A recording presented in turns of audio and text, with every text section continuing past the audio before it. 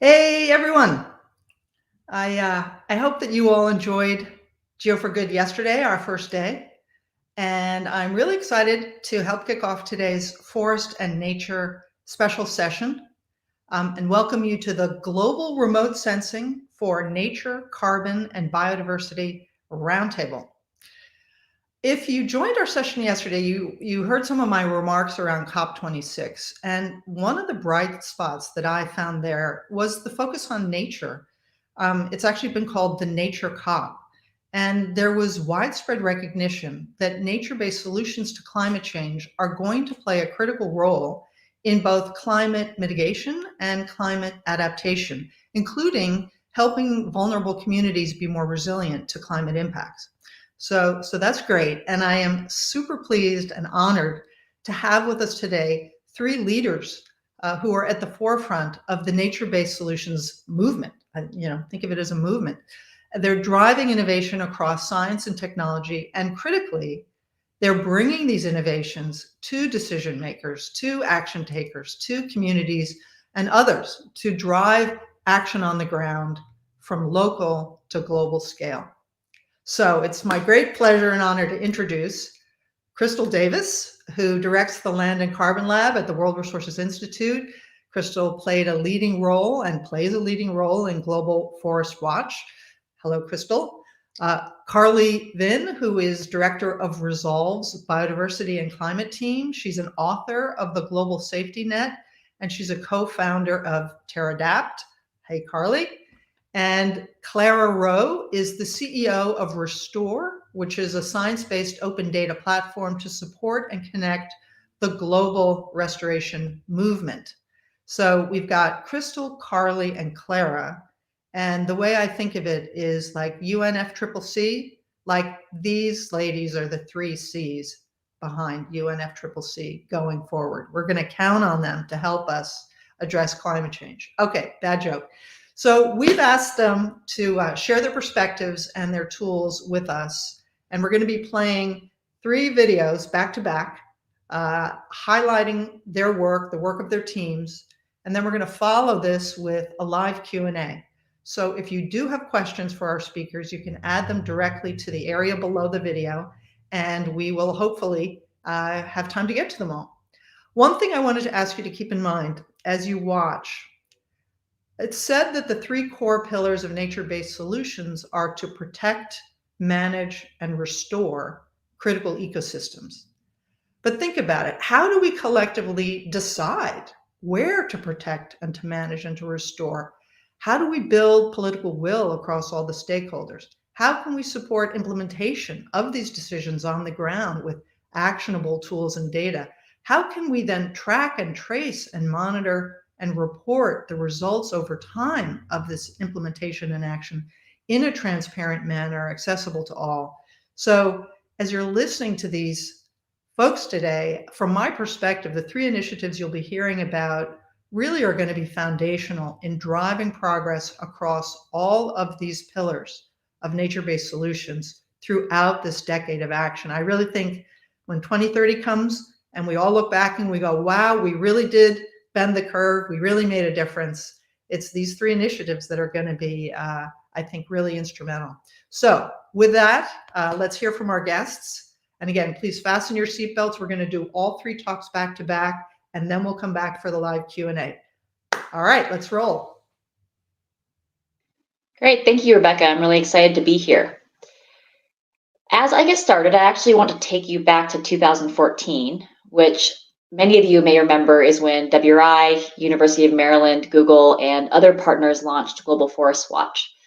For the first time ever, anyone could see deforestation unfolding in near real time, all across the world. And it was really the first time remote sensing had been applied to monitor nature at this resolution, scale, and frequency. But what I think made GFW so game-changing is that we didn't stop at publishing the data in Science. We wanted to make sure it was universally accessible, online, in formats that were really understandable and actionable for decision makers. And the uptake that we've seen of this information over the years has been really incredible. As we speak, GFW's users are monitoring over 600 million hectares of tropical rainforests. And what I find even more exciting is that we're starting to see evidence that this monitoring makes a difference. In 2 separate journal articles published this year, researchers found that monitoring is having a real impact on reducing deforestation. So we are now re-upping our partnership with Google and others to build on and expand on GFW to monitor not just forests, but all the world's land and its nature-based carbon. We are calling this new initiative the Land and Carbon Lab. But why is it so important to monitor all land? To start, we know that land is critical to addressing the climate crisis. Estimates do vary, but it's pretty widely accepted that the land sector is responsible for about a quarter of global emissions. And at the same time, we are seeing unprecedented competition over a finite amount of land on Earth, which is making it really hard to mitigate emissions in this sector. We expect over 10 billion people in the world by 2050, and these people are going to need more food, more fuel, more fiber. And to meet these needs, we will need to expand the global footprint of agriculture by an area twice the size of India by 2050. Yet we also know that if we want to keep global warming below 1.5 degrees, we cannot convert any more forests into agriculture. In fact, we also need to restore another 600 million hectares of land back into forests to pull more carbon out of the atmosphere. And we need to find a way to do all of this while also feeding and improving the lives of over 10 billion people.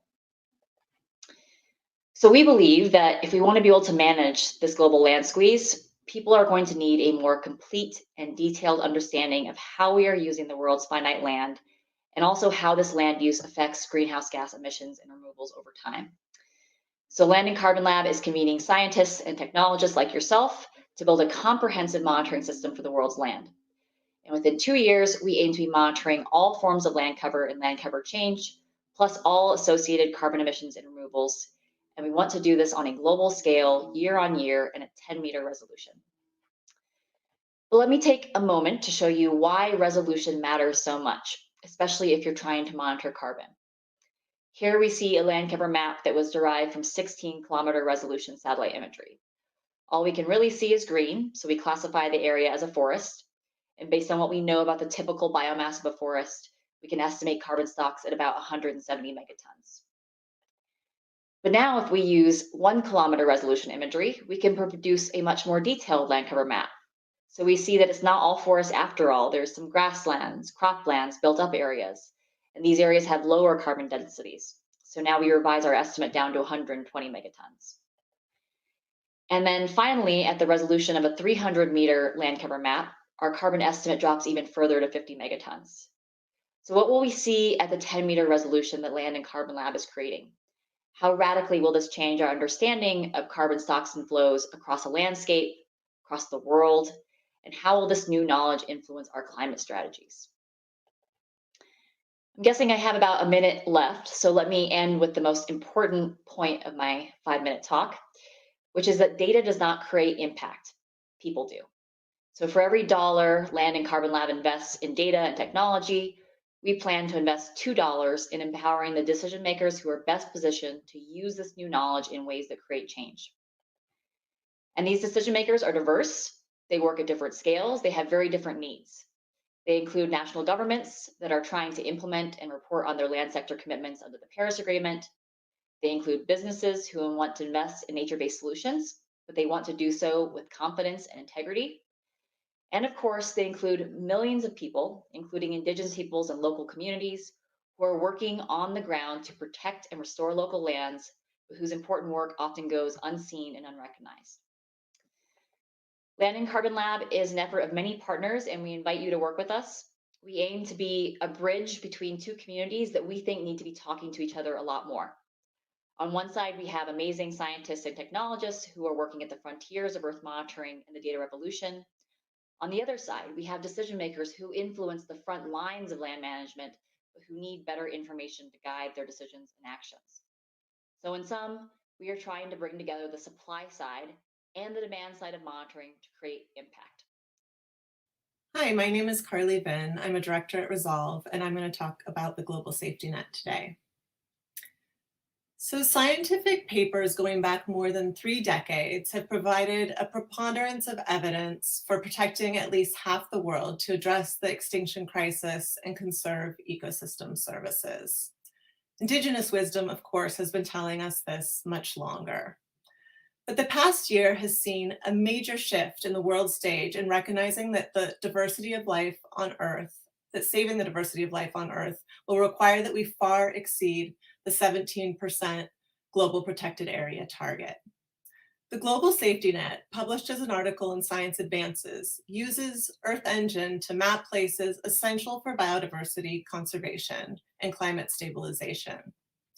Since publication a year ago, the safety net has played a key role in encouraging countries to adopt ambitious targets, such as 30% protected by 2030.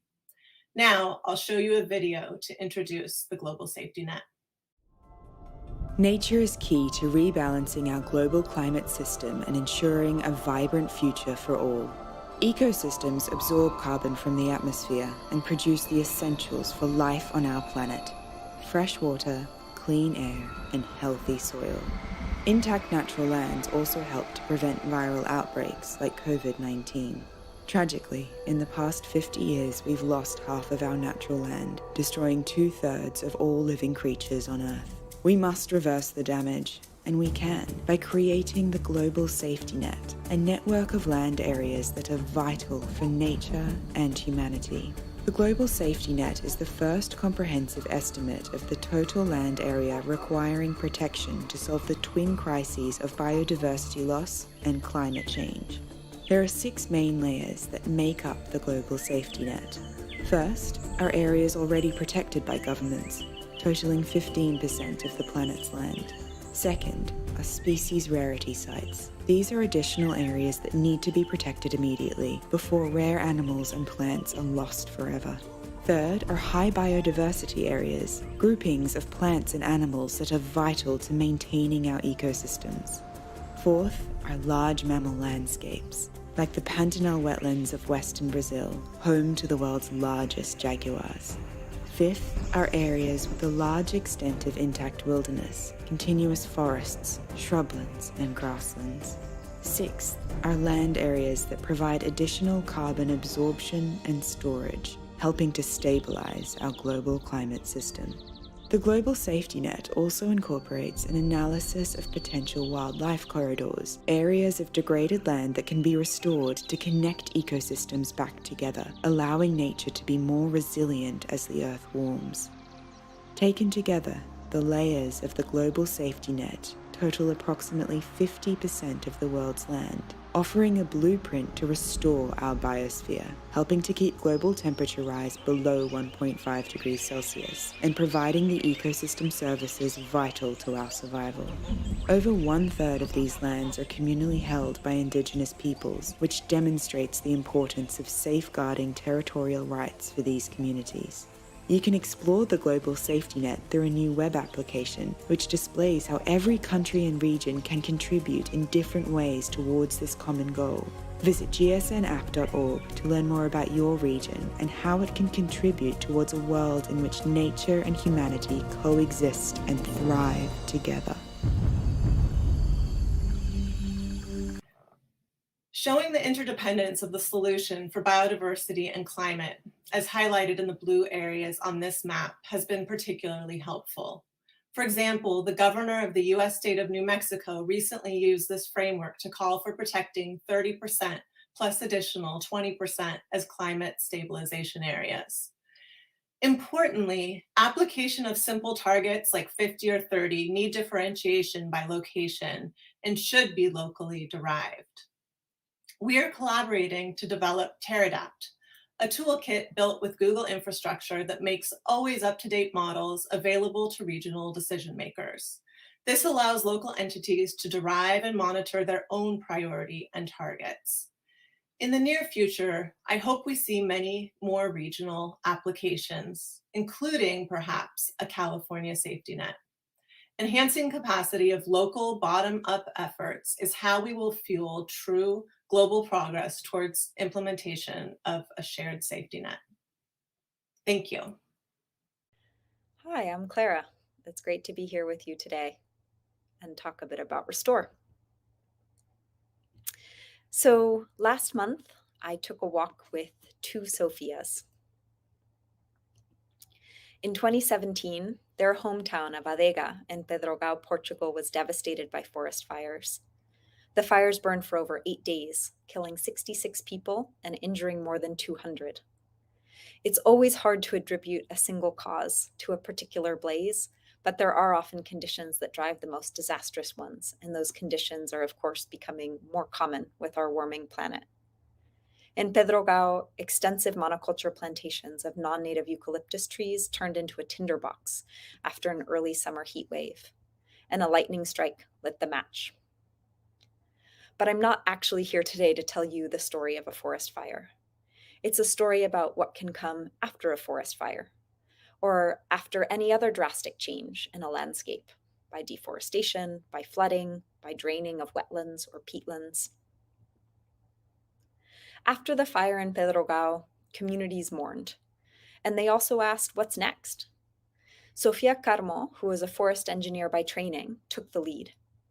She was determined to drive a restoration effort that would create a more diverse and resilient landscape, minimizing the chances of another catastrophic fire. She met with landowners to discuss options, hoping to find allies. But to her chagrin, she was met mostly with a business-as-usual attitude. We're planning to plant eucalyptus again.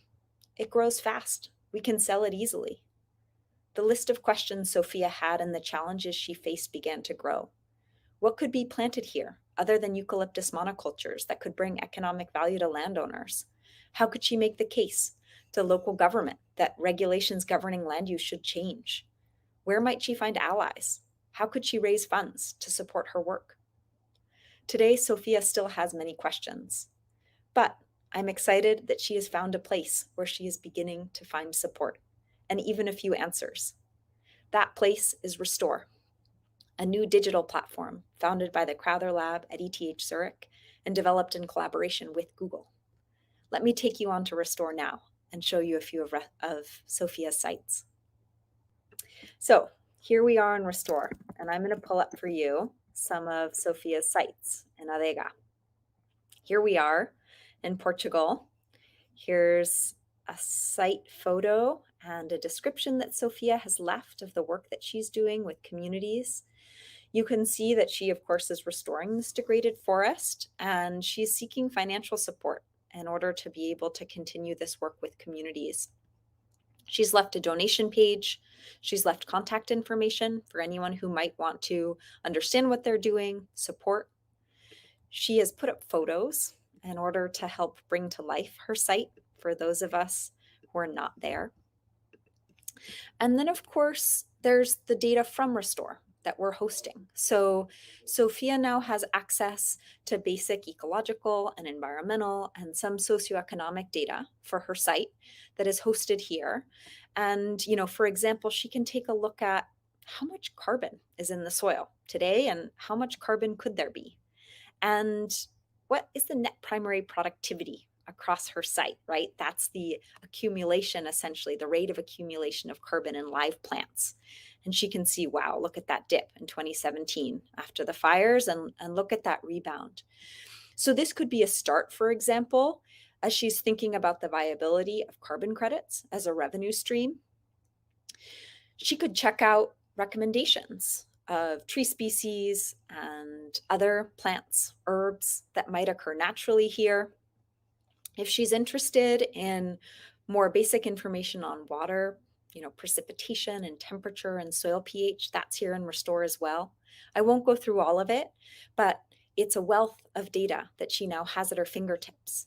She could pull up satellite imagery in order to be able to track change over time, super high resolution, 50 centimeters, going back about 10 years. Today, there are 75,000 restoration and conservation sites on Restor. We publicly launched Restor on October 13th, and today we host about 75,000 restoration and conservation sites around the world. These sites are spread across 110 countries, and they represent grasslands and peatlands and wetlands and, of course, forests. And they range from agroforestry projects to natural regeneration to tree planting to conservation. Restoration has the potential to sequester more than 299 gigatons of carbon dioxide, avoid 60% of expected species extinctions, and improve food security for more than 1.3 billion people. We are building Restor to help unlock this potential. Restor can't solve all of the problems for Sofia or for the many projects on Restor. The technical challenges and data limitations restoration projects may face also intertwine with social and economic challenges that require deep, local, and often systemic engagement. Restoration is messy. Changing the way land is used is messy. But our goal is to make it easier and faster for every project around the world to overcome the barriers to success by sharing data, by enabling connections with peers and funders and volunteers, and by facilitating transparency to build trust and accountability. As we walked last month, Sofia asked me, what can she do for Restor? This is one of my favorite parts of what we are building. Every one of the 75,000 projects on Restor holds a wealth of ground truth data, maybe on biodiversity or vegetation growth, seedling survival rate, so much more. As this data gets shared back with us, we can improve the scientific models on Restor and in turn provide better data to new restoration projects around the globe. We're accelerating the feedback loop between local knowledge and global data so that restoration can happen at the speed and scale necessary to meet the climate and biodiversity challenges we face. Thank you. We're back. So that was amazing. I hope you all are as impressed and inspired as I am with the work of these three folks and their teams. So we're now going to go to Q&A. I do encourage, if you haven't already thought up your questions, feel free to add them. We have a little more than 20 minutes, I think. So I'm really hoping we can get into like a nice, deep, thoughtful discussion. It's a great opportunity. So get your questions in, and I'm going to prime the pump here with a few questions that we have. So Crystal, we'll start with you. So first of all, congratulations on the launch of Land and Carbon Lab at COP26. We've worked together for a long time, starting with Global Forest Watch, which launched in 2014. You've learned a lot in the process. Can you explain a little bit more about the new approach that you're taking with Land and Carbon Lab, noting that you're calling it a lab and not a watch? Yes, that's a great question, and thank you for having me here, Rebecca. So Land and Carbon Lab is certainly inspired by the many successes of GFW. It also learns from the many failures. And we are indeed expanding on the scope of Global Forest Watch with our ambition to monitor all the world's land, including but not limited to forests and its nature-based carbon. But we also have to acknowledge that we're launching Land and Carbon Lab in a very different moment in time compared to when we launched Global Forest Watch in 2014. Right? So geospatial data platforms and tools are widespread now. They are proliferating rapidly. We hear about new data and new tools being launched every day. And overall, I think this is a really good thing. We are filling critical data and knowledge gaps. But at the same time, I think we're often seeing that this avalanche of data and tools is overwhelming rather than helping the decision makers we're trying to serve, or it's just not reaching those who need it most, like the indigenous peoples and local communities who are on the front lines of natural resource management. So we're intending to do a few things differently than Global Forest Watch. One is we're not building a new data platform or tool, at least not right away. We are generating some exciting new data products, but we intend to make these available through our existing GFW and Resource Watch platforms, plus really to any third-party app or tool through our API. And then second, we really are focusing on our value proposition, not so much just around creating new data, but around figuring out how we get the right information in the right hands to drive change. And to do this, we're forming Land and Carbon Lab as a coalition that is trying to unite both the supply side and the demand side of land monitoring data. And we're really trying to create the big tent that's going to bring these two communities together. That's great. Supply and demand. It's a marketplace of, it takes a marketplace to save the world. Okay. Carly, question for you. So the global safety net was built upon the Global Deal for Nature, which you presented actually couple years ago in 2019 at Geo for Good. Both of those initiatives have been incredibly impactful in that the Global Deal for Nature is used as scientific justification for more than 70 countries pledge to protect 30% of their landscapes by 2030, the 30 by 30 initiative as it's known. So this is great. Can you explain, just help us understand a little more the rationale behind 30 by 30? Does every country need to protect the same types of regions? How are the rights of Indigenous people respected in this process? Just a little deeper would be great. Thank you. Thanks, Rebecca, and thanks for having me back again this year. Really glad to be with you and all the Geo for Good attendees.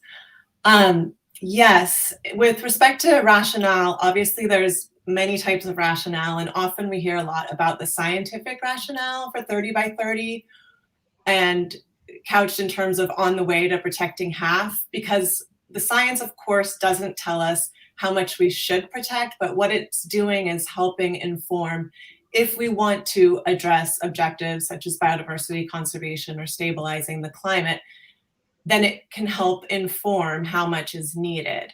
And so the rationale for 30 by 30 actually in the scientific literature alone goes back decades. Folks who were looking at what was needed to protect ecosystem services 30, 40 years ago were pointing to needing to protect at least half of a given system or watershed. Nature Needs Half and other movements like that were founded based on Indigenous wisdom, of course, look to Indigenous communities and what they've been doing in their communities and landscapes for centuries. And then really starting about 10 years ago, a number of scientists began scanning the conservation planning literature and doing synthesis studies that were really saying what we need is at least of half of lands and waters protected and connected if we're going to stop the extinction crisis. And then I think where the global safety net really stepped in is helping connect that with also addressing climate change. So the nature part of addressing climate change. And you also asked about the rights of Indigenous communities. The global safety net is one of many recent papers and analyses that have come out highlighting the importance of Indigenous lands and the role that they'll play in biodiversity conservation and carbon storage. And while I think what's important is that while we can do these kind of global scale analyses to help catalyze and inform change, it has to be the people on the ground that are making the decisions about where and how to protect their lands. And so hopefully what's happening is that these tools are empowering those communities to do just that, to say what's needed and how they want their lands to be managed. Okay, thank you. So I have a ton more questions for each of you, but I see wonderful questions coming in from the audience. So Clara, we'll have one for you, then we'll cut over to audience questions. So we have been strong supporters of the goals of the Crowther Lab since that seminal paper came out in Science that set the stage for the global restoration movement. And you and your team have really taken this science and you've built an engagement platform in Restor that just launched, I think, 2 months ago, that allows anyone to actually invest directly in boots on the ground restoration. It's really exciting to see the platform come to life.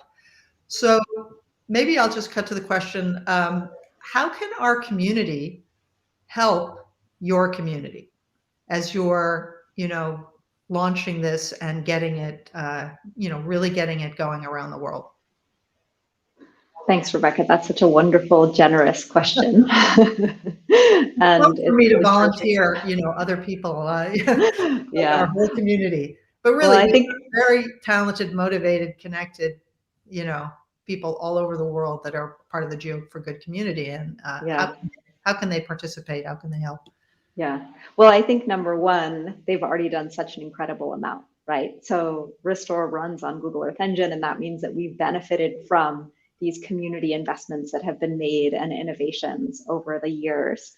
And moving forward, we just want to continue to bring in the best in terms of visualizing, storing, analyzing data, and making that really, really easy to get into the hands of people who can make impact. So we will keep pulling in the innovations that come from this community. And as we learn more from the community of restoration practitioners gathering together on Restor, we'll let you know if people have ideas. We'll reach out. Maybe we'll have a few asks more concretely of you in terms of innovation down the road.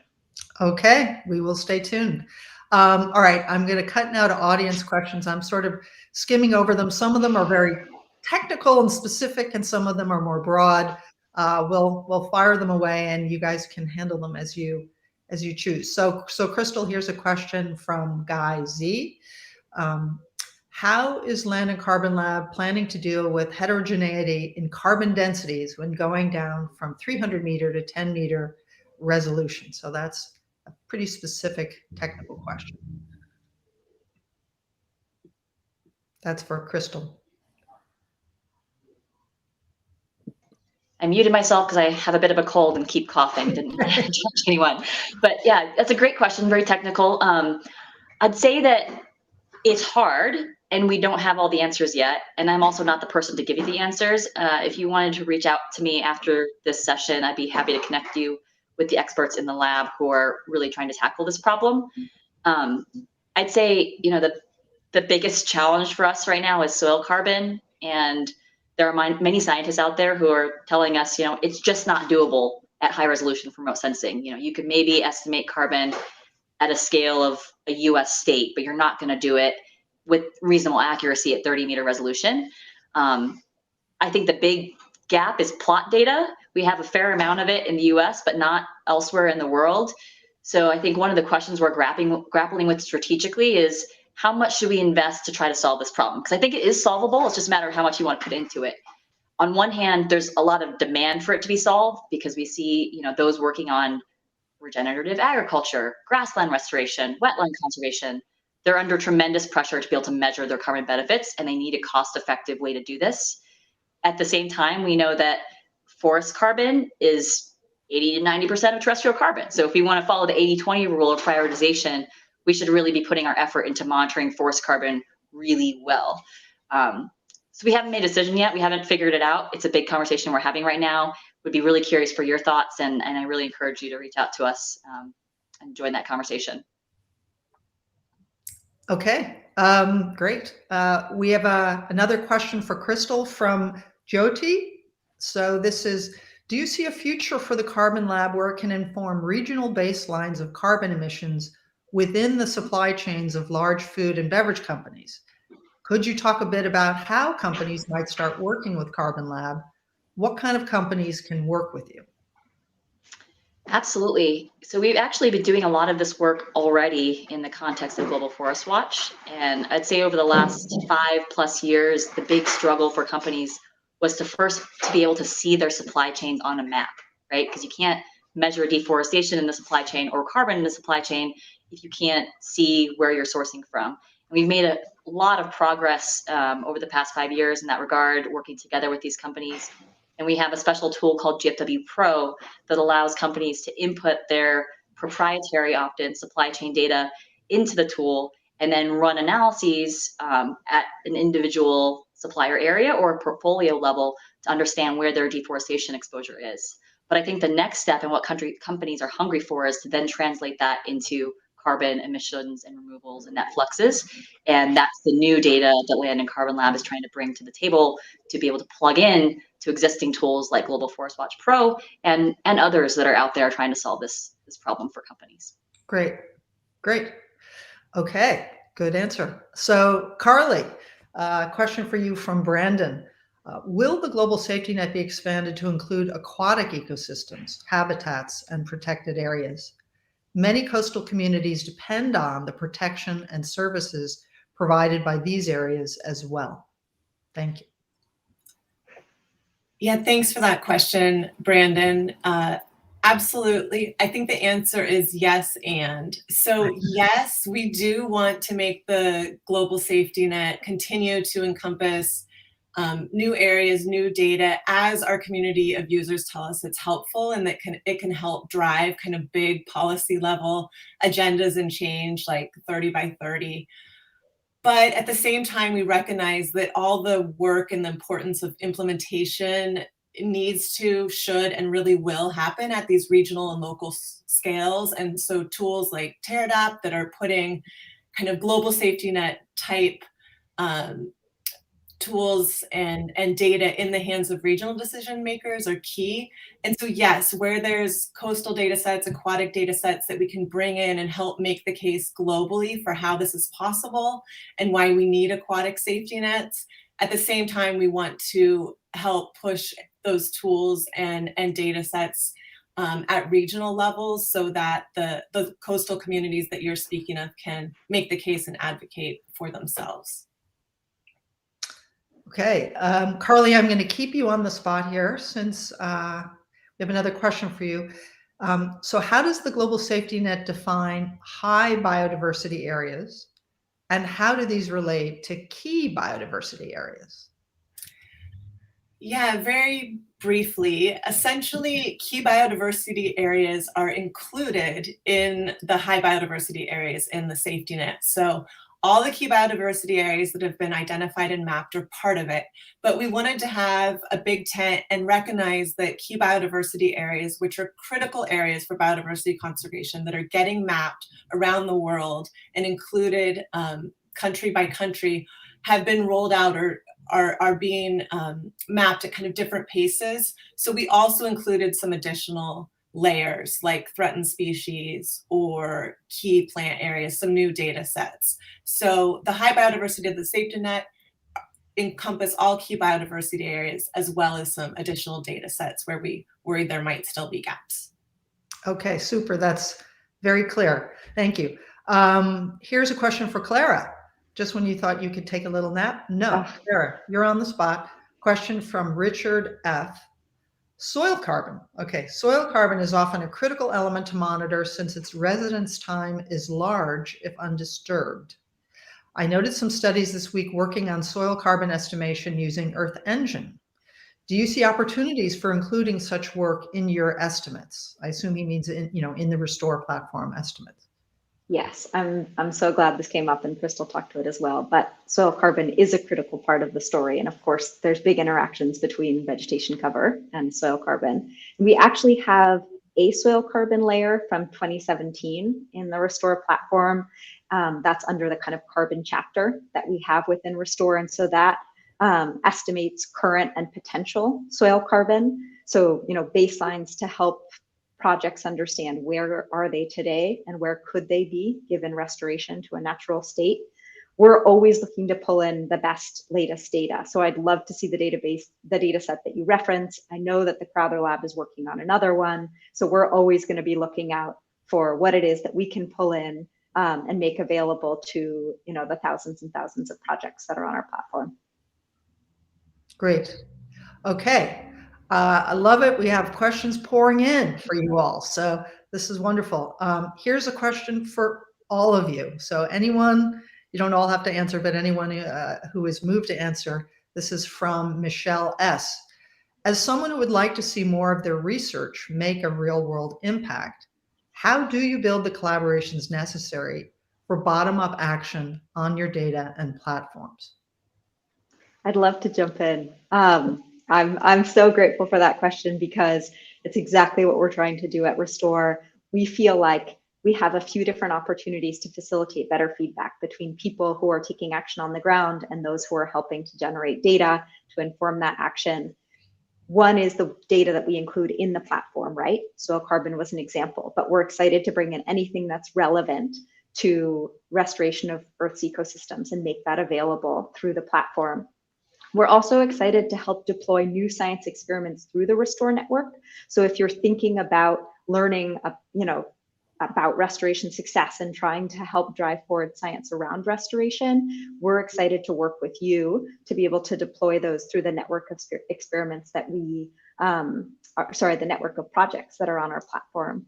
And then finally, there's tons and tons of data that's coming from restoration projects around the world through our platform. And we're looking for scientific collaborations to analyze that data and drive new insights. So lots of different ways for us where we really want to drive this feedback loop between research and action. Wonderful. I think that's kind of a theme. Anyone else want to hop in on this? I'd love to jump in because this is what I spend most of my days thinking about.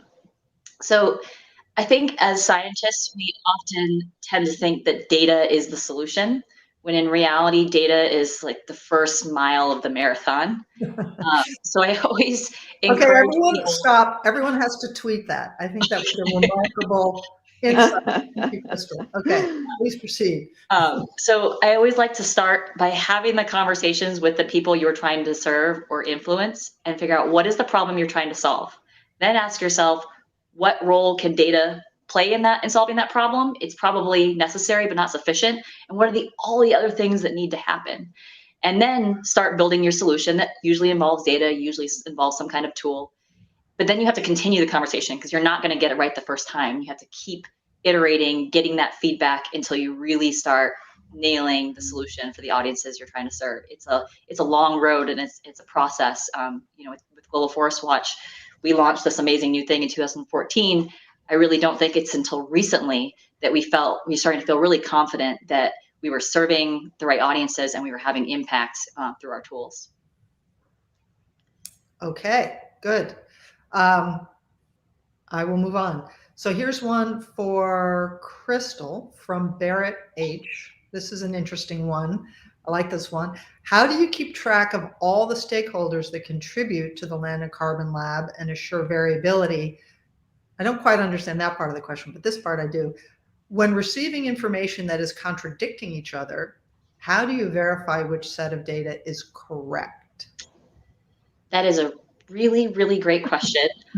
I wish there was such a thing as one right data set. That would make my life so much easier. But the reality is no data at this point in time is perfect. They're all kind of using different approaches, often designed to tackle a specific dimension of a monitoring problem. And I personally believe that at this point, together, these data sets tell us a more complete picture. But at the end of the day, it's also often confusing for non-technical audiences, right? It's even confusing for those of us who understand data. So I see a big role of Land and Carbon Lab is to help with this translation, help with the analysis, help with the synthesis, and ultimately help people figure out what is the right data for the question I'm trying to answer. And it's super helpful when data is open and the methods are transparent and well documented. That certainly helps with the process. Yes. Peer reviewed and all of that, right? Yes. Okay. Question for Clara or anyone from Stacy FW. How have you approached closing the knowledge gap between the highly educated people creating these exciting solutions and the communities who are the ones needed to realize the full potential of these projects? I think you've spoken a little bit about this, but is there anything more you would want to say? I think what I'd add is we're spending a lot of time on calls with people doing restoration at a really small scale. And I think that we will always do that. Even though we're providing a technical solution and a platform that we hope scales because anyone can use it anywhere, we know that we need to spend time with people getting them on board. And yes, we will make changes to the platform to make it more user-friendly. We will explain our data better over time. We will get better at telling a story of how it is that data can solve problems for people on the ground. But we have people in 15 countries around the world who are picking up the phone right now and calling projects and helping them understand how Restor works, how it is that they can benefit from Restor, and really critically, and this is to Crystal's point as well, asking them what else they want to see. What are their problems? How can things get better? So I think it really has to be a conversation, and we can replicate that as many times as possible around the world. Okay. Maybe I'll jump in here too. Yes, please. Rebecca, is that, I think a lot of these, like with the global safety net, these global tools or analyses can help drive higher level policy change and solutions. And the question is absolutely right, that it's the exciting solutions and the communities who are the ones who will only realize the full potential. And so like with a Paris Climate Accord, it's necessary to have tools that are driving the change that says we need a 1.5 degree target. But then at the end of the day, it's all these local cities, towns, communities who are doing the actions to make a difference. And so as we're doing this, I think we always need to be answering the questions like, what do you need in your hands to help inform change? And so we've listened to communities and local decision makers and land managers tell us we need better information about the status and trends of the land that we're managing. We need to understand how it relates across boundaries. We need a global or a regional vision to understand how we fit in, and we need the ability to kind of track and monitor our progress as we report up and kind of see how our very local decisions make a difference. And so I think it's this, as Clara was saying, a continuous dialogue and tension between the two, pushing and pulling each other towards progress. Fantastic. And I think we have time for one more question, which is actually very related to this exact topic. And Crystal, we'll let you take this. It's for you from Adil A. Researchers around the world do country or national level land resource assessments. For example, LULC mapping, soil erosion, forest assessment. Do those, and I'm going to insert the word subnational or national, studies also help you make a global picture of those specific land resource assessments? We only have about 20 seconds here for you, but it's basically integrating that. Yeah, so I'll try to be really brief. I think we need data being produced at all levels. So we have local, landscape, project level data, national scale data, global scale data. The gap right now is figuring out how we integrate these better so they can tell a more consistent story. If we have that consistent story about what's going on locally to globally, that helps foster the trust that can unleash the finance for carbon markets. Okay. Yeah. Thank you, Crystal. Thank you all, Clara, Crystal, Carly, and to our audience for the great engagement, great questions.